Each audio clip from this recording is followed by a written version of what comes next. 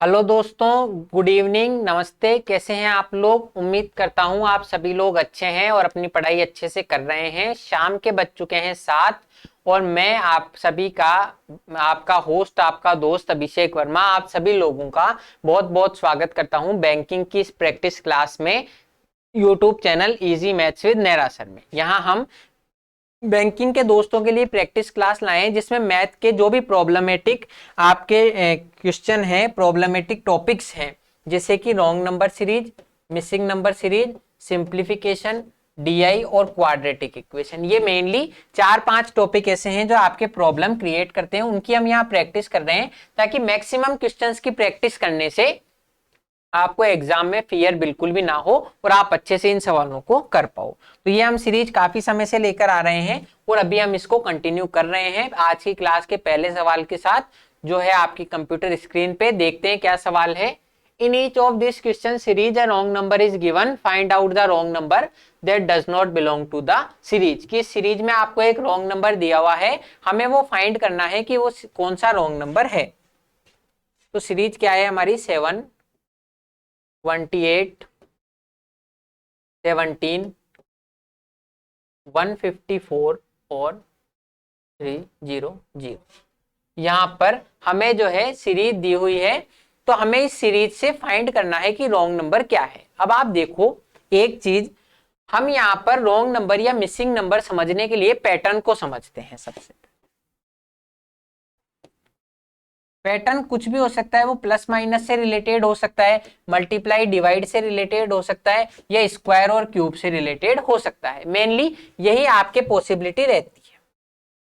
तो आपको, लेकिन जब आप एक बार क्वेश्चन पढ़ो तो इस सीरीज का ओवरव्यू लेना है कि ये कैसे आपस में रिलेटेड दिख रही है। अगर आप यहाँ देखो, ये 7 है, 28 भी 7 से मल्टीपल है, ये 70 भी 28 से, सॉरी 70 भी 7 का मल्टीपल है, 154 भी 7 का मल्टीपल है, 22 इंटू 7 है, और केवल 300 नहीं है। इसका मतलब आपकी पूरी सीरीज 7 के इसमें मल्टीप्लीकेशन में चल रही है, लेकिन इस एक 300 को छोड़ के। तो हमारे चांस है कि ये गलत हो सकता है, लेकिन सिर्फ इतनी सी वजह में हम इसको गलत नहीं कर सकते। हमारे पास हर एक, जो भी हम जिस भी चीज से गलत करें, उसका एक ठोस आधार होना चाहिए। तो हम देखते हैं कि 7 से मल्टीप्लीकेशन में है, तो हो सकता है इनके बीच में 7 का ही कोई अंतर चल रहा हो। तो देखो यहां पर 7 के मल्टीप्लीकेशन में है, तो 7 को ही मैं एक बार लेकर चलूं कि ये 7 इंटू 1 है, ये 7 इंटू 4 है, 7 इंटू 1 है, 7 इंटू 4 है, ये 7 इंटू 10 है, और ये 7 इंटू 22। ये लास्ट वाला एक पद हमारा 7 से मल्टीपल नहीं है, तो एक बार के लिए इसको छोड़ दो। अभी तक यहाँ की सीरीज समझो कि 1, 7 इंटू 4, 7 इंटू 10 और 7 इंटू 22। तो इनके बीच में रिलेशन हम देखें, यहां पर इन दोनों के बीच में डिफरेंस है 7 इंटू 3 का, कि 1 से 4 पे चल गए तो 7 या 21 का फर्क है। यहां डिफरेंस है 7 इंटू 6 का, क्योंकि 7 इंटू 4 है, 7 इंटू 10 बनाना है, तो 7 इंटू 6 का डिफरेंस हो जाएगा। और यहां डिफरेंस है 7 इंटू 12 का, 7 इंटू 12 का। तो आप देखो डिफरेंस हमें बिल्कुल इजी वे में दिख रहा है कि 7 या 21, यहां डिफरेंस है, फिर उसका दुगना 7 6 की 42, फिर उसका दुगना 7 इंटू 12, 12 7 84 का डिफरेंस है। तो बिल्कुल हमें एक बार 7 के मल्टीप्लीकेशन को समझते हुए ही हमें पूरा समझ में आ गया कि ये सीरीज क्या कह रही है। 7 इंटू 3 है, फिर दुगना, फिर दुगना। तो अब आगे भी अगर मैं इसको कंटिन्यू करूं, तो यहां होना चाहिए 7 इंटू 24। यहां पर कितना आना चाहिए दोस्तों? 7 इंटू 24। तो जब इसमें यहां पर हमने 7 इंटू 12 जोड़ा था, अब 7 इंटू 24 जोड़ेंगे तो यहां आना चाहिए 7 इंटू 46।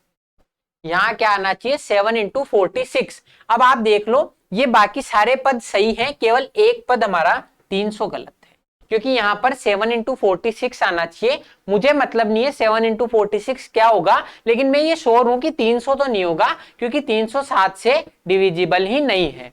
तो हमारा जो रॉन्ग नंबर है वो 300 हो जाएगा। क्या हमने किया? मैंने देखा कि इनके बीच में 7 का मल्टीप्लीकेशन में चल रहा है, तो इनका डिफरेंस किया, तो 7 इंटू 3 6 और 12 है, तो आगे होना चाहिए 7 इंटू 24। तो उसको अगर मैं इसमें जोड़ूं तो यहां आना चाहिए 7 इंटू 46, यहां आना चाहिए 7 इंटू 46, जो कि 300 तो नहीं होगा। 7 इंटू 46 अगर आप चाहो भी तो करके देख सकते हो क्या होगा, 7 चौक 28 तो 280 और 7 6 की 42 तो 322 होगा। 7 को जब मैं 46 से गुणा करूंगा तो 7 को 40 से गुणा कर लो 280 और 7 6 की 42 जोड़ दो 322 होना चाहिए, जबकि है 300 ही। हमें 322 फाइंड नहीं करके देना था, हमें सिर्फ इतना सा मतलब था कि हमारा रॉन्ग नंबर 300 है और वही हमारा आंसर है। अब बढ़ते हैं नेक्स्ट क्वेश्चन पे। इन each of this question a number is missing in the series, find out the missing number. कि इनमें से प्रत्येक प्रश्न श्रृंखला में एक संख्या लुप्त है, हमें वो लुप्त संख्या ज्ञात कर। 24, 32, ये यहां पर एक कुछ डिजिटल एरर था कि यहां पर कोमा नहीं लगा हुआ था, लेकिन मैं आपको कर देता हूं सही, करेक्ट कर देता हूं। तो ये 72 और 140 ये आपकी सीरीज है। तो आप देख लो ये सीरीज सारी 12 के मल्टीपल में चल रही है, 12 नहीं सॉरी, ये सीरीज आपकी 8 के मल्टीप्लीकेशन में चल रही है। 8 इंटू 3, 8 इंटू 4, 8 इंटू 6, तो इसका मतलब रिलेशन कहीं ना कहीं 8 से भी हो सकता है। दूसरी बात यहां देखो तो 24 से हम 144 तक जा रहे हैं, 24 से हम 144 तक जा रहे हैं, तो कोई बहुत ज्यादा डिफरेंस नहीं है, अनइवन डिफरेंसेस नहीं है, तो हम प्लस माइनस की तरफ जा सकते हैं। 24 में मैं जोड़ूंगा 32 लाने के लिए 8, यहां इन दोनों के बीच में डिफरेंस है 16 और यहां डिफरेंस है 24। क्या है 8, इन दोनों के बीच में डिफरेंस, फिर 16 और 24। मैंने आपको बताया था 8 के मल्टीप्लीकेशन में चल रही है और इनका डिफरेंस भी देखो, 8 एकम 8, 8 दूनी 16, 8 तिया 24 है।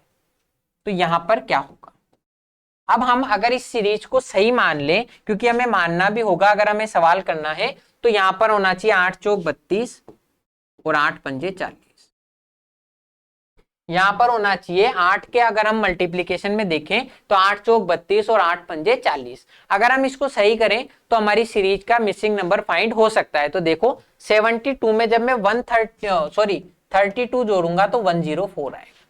72 में जब मैं 32 ऐड करूंगा तो 104 आएगा, और 104 में 40 ऐड करते ही 144, 104 में 40 ऐड करते ही 144 आएगा। इसका मतलब हमारा पैटर्न भी सही हो गया और सीरीज भी सही होगी, तो हमारा मिसिंग नंबर है 104।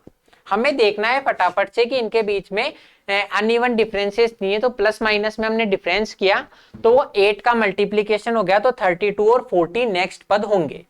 तो 72 में 32 ऐड करते ही 104 और 40 ऐड करते ही 144, तो हमारा option number C 104 right answer हो जाएगा। Next question, in each of this questions a number is missing in the series, find out the missing number. इनमें से प्रत्येक प्रश्न श्रृंखला में एक संख्या लुप्त है, हमें वो लुप्त संख्या ज्ञात करके बताना है कि वो लुप्त संख्या क्या है। देखिए आप ये क्वेश्चन एक बार क्या हो सकती है, एक बार खुद आप ट्राई कीजिए, फिर मैं बताता हूं आपको। तो अब हम इस क्वेश्चन को सॉल्व करते हैं।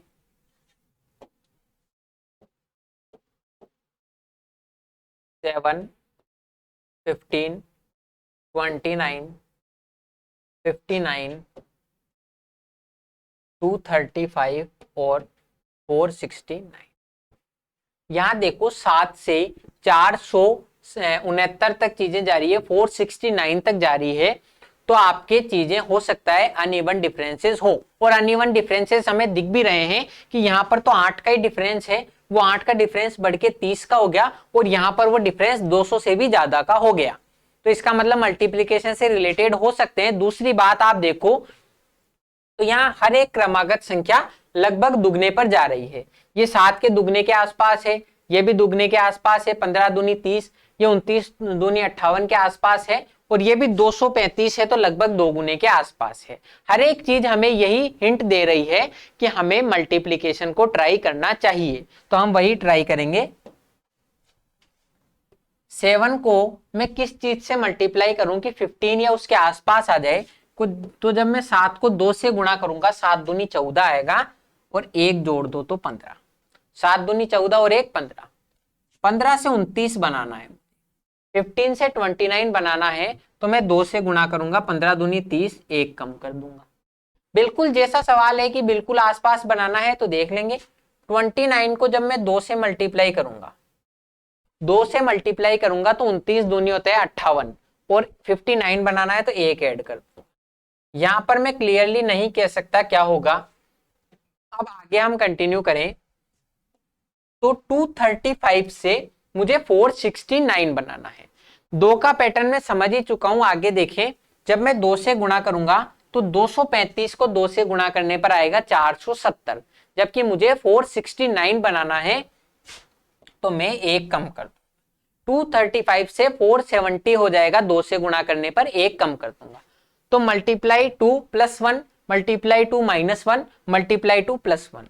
तो अगर हम इसी को आगे कंटिन्यू करूं तो यहां आना चाहिए 2 माइनस 1 और फिर 2 प्लस 1। यह आपकी सीरीज बन गई कि 2 से गुणा किया एक जोड़ा एक घटाया, 2 से गुणा किया एक जोड़ा एक घटाया, ये सीरीज बन रही है। तो यह आपकी सीरीज इजीली हमें दिख गई है केवल क्वेश्चन के हिंट क्वेश्चन के हिंट से। तो हम यहां समझ सकते हैं कि 59 को मैंने 2 से मल्टीप्लाई किया होगा तो आया होगा 118।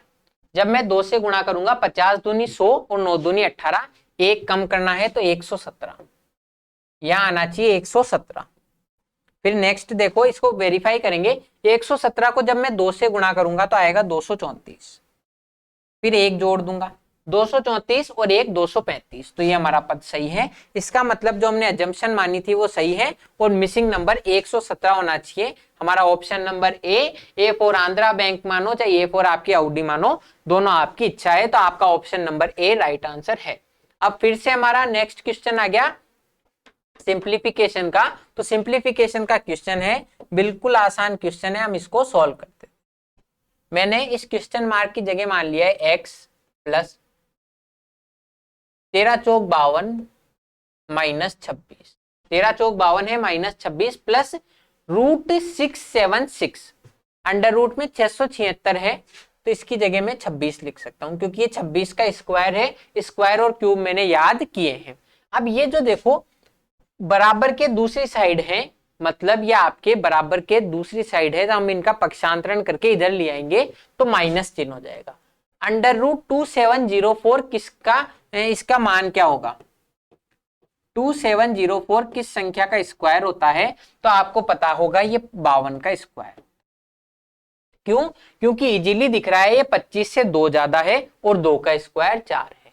25 से 2 ज्यादा है 27 और 2 का स्क्वायर 4 है, इसका मतलब ये 50 प्लस 2 का स्क्वायर है, तो माइनस यहां हो जाएगा 52। और 369 किस संख्या का स्क्वायर है, तो ये 19 का स्क्वायर हो जाएगा माइनस 19 बराबर जी। क्या किया मैंने कि 369 जो है उधर है प्लस में, इधर पक्षांतरण करेंगे तो माइनस हो जाएगा। तो अब ये स्क्वायर है 19 का, तो आंसर आ जाएगा 19। अब आप देखो ये 26 प्लस में है 26 माइनस में है, ये दोनों कैंसिल आउट हो जाएंगे। ये 52 प्लस में है 52 माइनस में है, दोनों कैंसिल आउट हो जाएंगे। नेक्स्ट पद में हमारे बचेगा x माइनस 19 बराबर 0। x माइनस 19 बराबर 0, तो x की वैल्यू हो जाएगी 19। ये मैंने आपको समझाने के लिए लिखा है, बाकी आपका आंसर तो यही हो गया था। आप इनको डायरेक्ट दोनों जो भी कट रहे हैं 26 से 26, 52 से 52, इनको काट दो और x में से 19 घटाने पर 0 आएगा। आपको नेक्स्ट स्टेप लिखने की जरूरत नहीं है, आप वहां एग्जाम में करोगे 19, तो केवल एक स्टेप में आपका आंसर हो जाएगा। नेक्स्ट क्वेश्चन, ये भी सिंप्लीफिकेशन का ही है।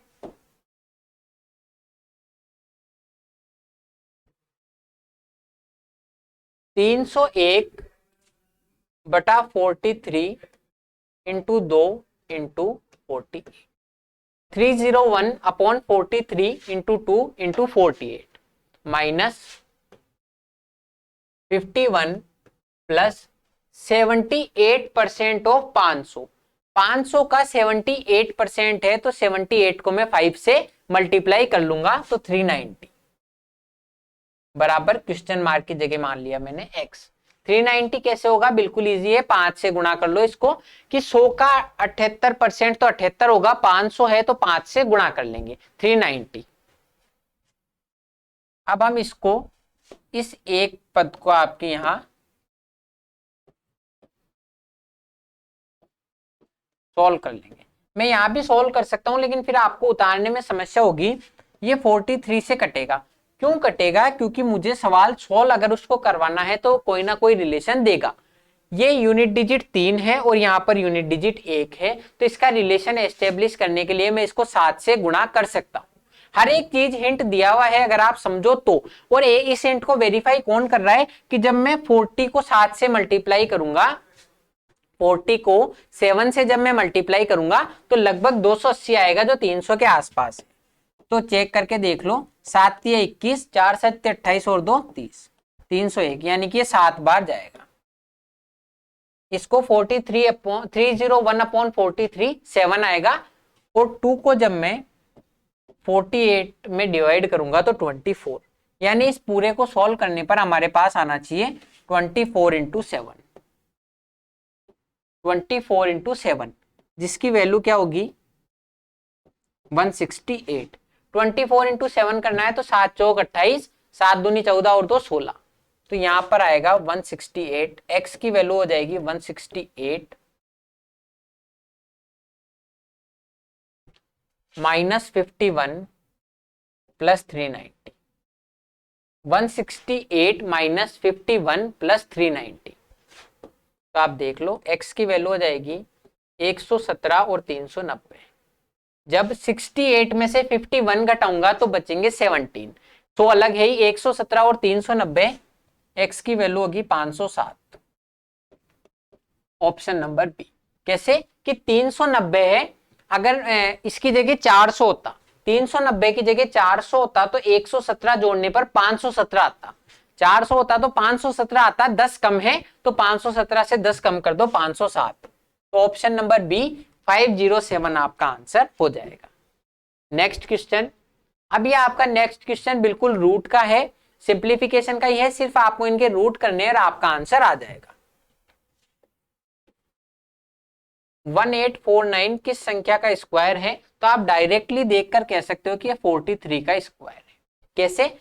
हमें ये चीज बता रही है 49 यूनिट 2 डिजिट की, ये कहीं ना कहीं 7 से रिलेटेड है, और ये 25 से 7 कम है 18, 25 से 7 कम है 18, इसका मतलब 25 से 7 कम है और 7 का स्क्वायर, तो ये स्क्वायर होगा 50 माइनस 7 43 का, अंडर रूट में 2209। अब आप देख लो 25 से 3 कम है और 3 का स्क्वायर 9 है, तो ये होगा स्क्वायर 50 माइनस 3 47 का। इसी तरह 4489,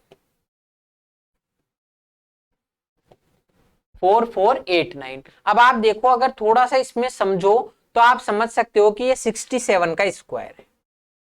कैसे? क्योंकि यहाँ यूनिट 2 डिजिट 89 है, तो आप देखो 89 किस संख्या के स्क्वायर में आते हैं। तो अगर आप थोड़ा सा आपने स्क्वायर और क्यूब याद किया होगा तो ये 17 का स्क्वायर होता है 289, 17 का स्क्वायर होता है 289, तो इसका मतलब ये 17 के स्क्वायर 17 से रिलेटेड होंगे। तो हो सकता है ये 50 से 17 ज्यादा का स्क्वायर हो, तो 25 से 17 ऐड करो एक बार, 25 में जब मैं 17 ऐड करूंगा तो आएगा 42, यानी कि यहाँ यूनिट ये जो आपके फर्स्ट 2 डिजिट्स हैं यहाँ पर 42 आना चाहिए, आ रहा है 44। क्यों आ रहा है? क्योंकि ये जो 2 है, ये जो 2 है, ये 2 भी इसमें ऐड होगा, तो 42 और 2 4489। हमें पता है 67 का स्क्वायर हम ऐसे ही करेंगे, 25 और 17 42, और 17 का स्क्वायर 289, तो 42 और 289 4489, तो आपके 67 का स्क्वायर हो जाएगा। या फिर अगर आपको ऐसे इतना समझ में नहीं आता है तो आप देख लो कि ये 4489 है, तो इसका मतलब ये 44 है, इसके आसपास किस संख्या का स्क्वायर है? तो 6 का स्क्वायर आएगा, यानी कि अगर ये 2 डिजिट का स्क्वायर है तो यूनिट उसका 10th डिजिट तो 6 होगा। अब यहां पर 9 है, 9 है तो 2 पॉसिबिलिटी है कि या तो ये 63 का स्क्वायर होगा या 67 का, या तो 63 का स्क्वायर होगा या 67 का। तो आप देखो या तो इनका स्क्वायर करके देख लो या 65 का स्क्वायर कर लो।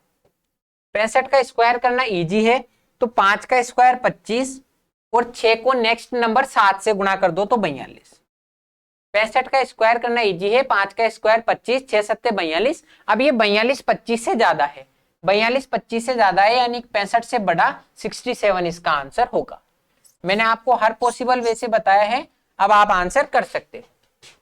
तो हमने यहां लिखा 43 plus 47 minus root X minus 67 बराबर 0।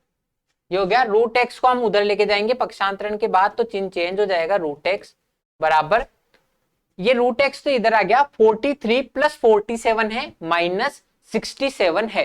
तो जब 47 माइनस 67 में करूंगा तो आएगा माइनस का 20, माइनस का आएगा 20 और 43 ऐसा का ऐसा है तो 20 माइनस का।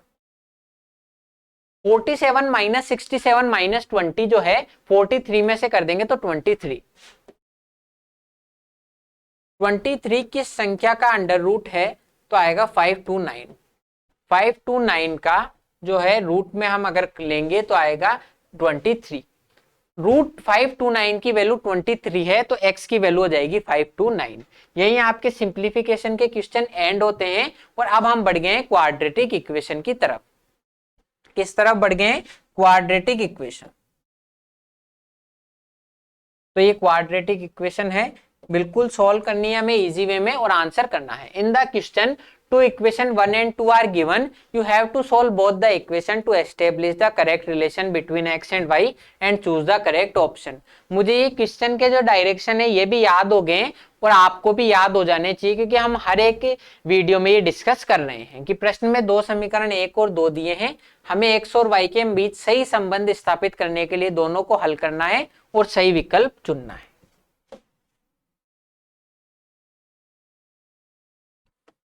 3x square is equals to 1728। 3x square की वैल्यू 1728 है तो x स्क्वायर की वैल्यू हो जाएगी 576। 1728 में मैं 3 का भाग दूंगा तो मेरे पास आएगा 576। अब मैंने आपको बताया था कब प्लस माइनस लेना है कब नहीं लेना। एक्स स्क्वायर की इक्वेशन है, मतलब x के दो मान आएंगे तो x की वैल्यू हो जाएगी प्लस माइनस 24। क्योंकि जब हम स्क्वायर से रूट ले रहे हैं, स्क्वायर से हम यूनिट बना रहे हैं, लीनियर इक्वेशन बना रहे हैं, तो इसका मतलब दो वैल्यूज आएगी। जबकि x की वैल्यू रूट 576 होती तो केवल x का मान होता 24। क्यों? क्योंकि जब हम स्क्वायर से यूनिट डिजिट बना रहे हैं तो प्लस माइनस आता है, और ये जो रूट 576 है ये अपने आप में पॉजिटिव वैल्यू है और प्लस माइनस इसके आगे लगाए जाते हैं, ऐसा होता है। तो इसलिए x की वैल्यू हो जाएगी plus minus 24।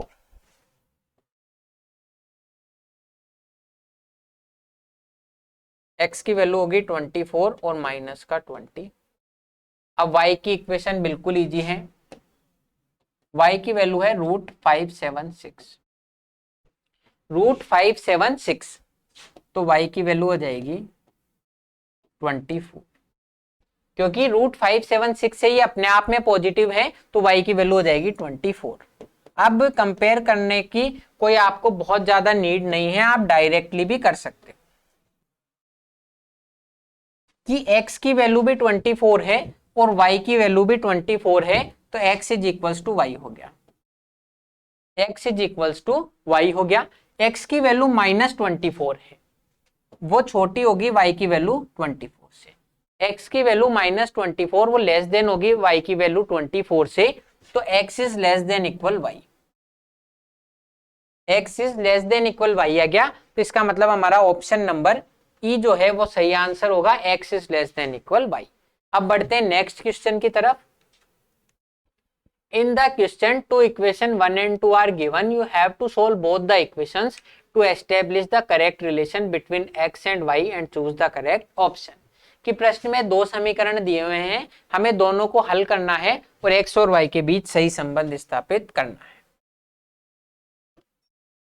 3x square plus 5x minus 12 is equals to 0। हमें 12 इंटू 3 36 के ऐसे दो फैक्टर करने हैं जिनको आपस में घटाने पर 5 आए। घटाने पर क्यों?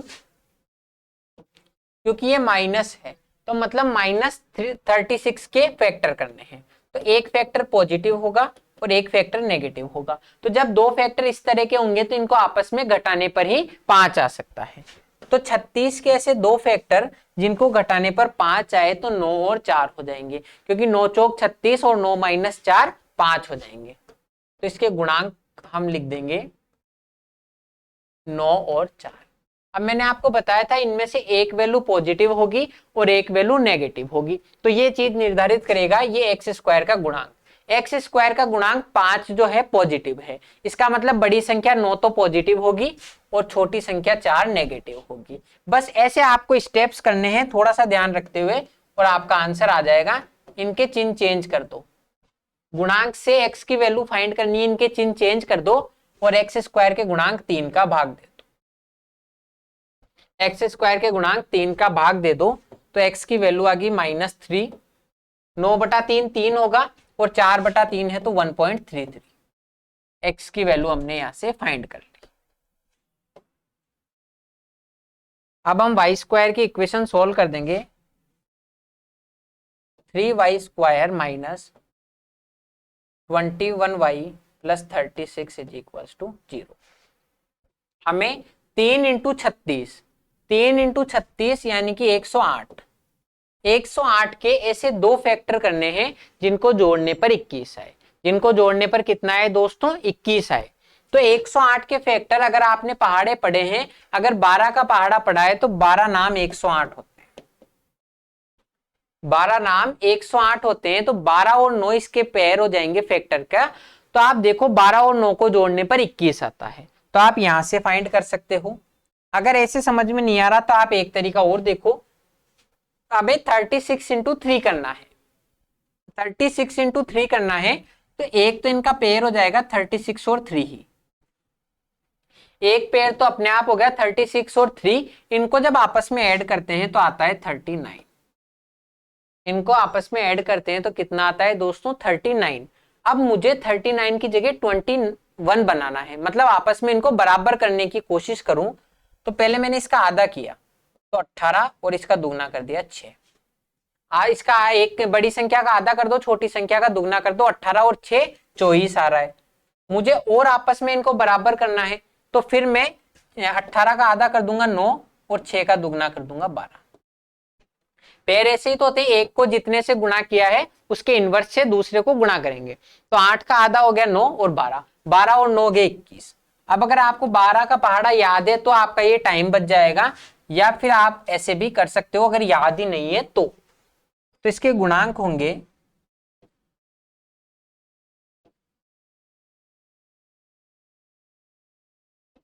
-12 और माइनस का 9, क्योंकि जोड़ने पर -21 आना चाहिए, तो गुणांक होंगे -12 और 9। तो y की वैल्यू हो जाएगी 12 और 9, क्योंकि हम इनके चिन्ह चेंज कर देंगे और एक्स स्क्वायर के गुणांक 3 का भाग दे देंगे। एक्स स्क्वायर के गुणांक इस 3 का भाग दे देंगे, तो क्या होगा हमारे सामने? y की वैल्यू 4 और 3। y की वैल्यू कितनी होगी? 4 और 3। अब आपको कंपेयर करने की जरूरत ही नहीं है, आप खुद देख के डायरेक्टली भी कह सकते हो कि x is less than y होगा इसमें। लेकिन अगर आपको डायरेक्टली समझ में नहीं आया तो उसी के लिए हम यहाँ प्रैक्टिस कर रहे हैं, ताकि आप वहां पर अपनी समझ को डेवलप कर सको। क्या कि x की वैल्यू नेगेटिव है, x की वैल्यू नेगेटिव है तो नेगेटिव वैल्यू तो हमेशा पॉजिटिव वैल्यू से छोटी होगी, तो इसके लिए तो x is less than y हो गया अपने आप। फिर देखो x की वैल्यू है 1.33, x की वैल्यू कितनी है?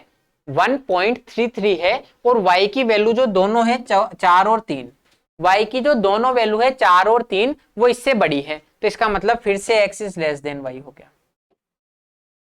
क्या हमने किया कि x की नेगेटिव वैल्यू तो अपने आप छोटी है और 1.33 भी 4 और 3 से छोटी है, तो x के दोनों मान यही कह रहे हैं कि x is less than y।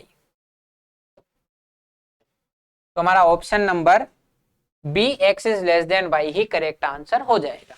जो हमें संबंध पता पड़ता है, रिलेशन, वही हम इसमें लिख देते हैं। अब आप देखो वही क्वेश्चन है, इसमें दो समीकरण दिए हुए हैं, हमें दोनों को हल करना है और x और y के बीच संबंध स्थापित करना है। तो एक्स स्क्वायर -10x -11। हमें इस प्रश्न में 11 के ऐसे दो फैक्टर चाहिए जिनको आपस में घटाने पर 10 आए। घटाने पर क्यों? क्योंकि ये माइनस का 11 है, तो एक फैक्टर पॉजिटिव होगा और एक फैक्टर होगा नेगेटिव, तो आपस में घटाने पर 10 आए। तो एक बिल्कुल इजी वे में फैक्टर मैंने आपको हमेशा बताया था कि वो संख्या खुद और एक पेयर तो वही होगा, तो कभी भी घटाने पर एक छोटी संख्या आए तो वो संख्या खुद और एक ये उसका पेयर हो जाएगा, जिनको घटाने पर 10 आएगा। कि 11 और 1 ऐसे दो नंबर हैं जिनको गुणा करने पर तो 11 आएगा और आपस में घटाने पर 10 आएगा, तो इसके गुणांक हो गए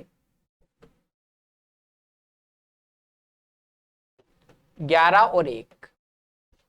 अब इनमें एक वैल्यू पॉजिटिव होगी, एक वैल्यू नेगेटिव। ये कैसे पता पड़ेगा? ये जो x का गुणांक है ये -10 है, इसका मतलब बड़ी संख्या 11 तो नेगेटिव होगी और छोटी संख्या 1 पॉजिटिव होगी। अब x की वैल्यू फाइंड कर देंगे। x की वैल्यू क्या होगी? इनके चिन्ह चेंज कर दो, 11 और -1। चिन्ह चेंज कर दिया, प्लस की संख्या माइनस में कन्वर्ट हो जाएगी, माइनस की संख्या प्लस में, और एक्स स्क्वायर के गुणांक 1 का भाग दे दो। एक्स स्क्वायर के गुणांक 1 का भाग दे देंगे, कोई फर्क नहीं पड़ेगा, तो x की वैल्यू होगी 11 और -1, 11 और -1। अब वाई स्क्वायर की इक्वेशन सोल्व कर देंगे।